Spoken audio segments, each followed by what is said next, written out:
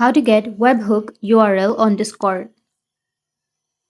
So if you want to get webhook URL on Discord, then what you need to do is you just need simply open up your browser, and on your browser you need to go with your Discord. So go with discord.com and log into your account. Go with open Discord, which is on the top, or just go with open Discord in your browser, which will open it on your browser.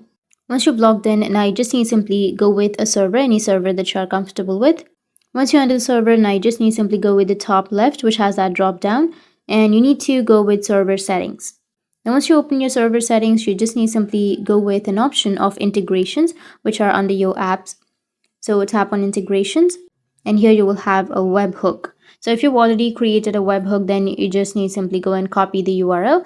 But if you've not created, then you just need simply go with create webhook, and then you can copy.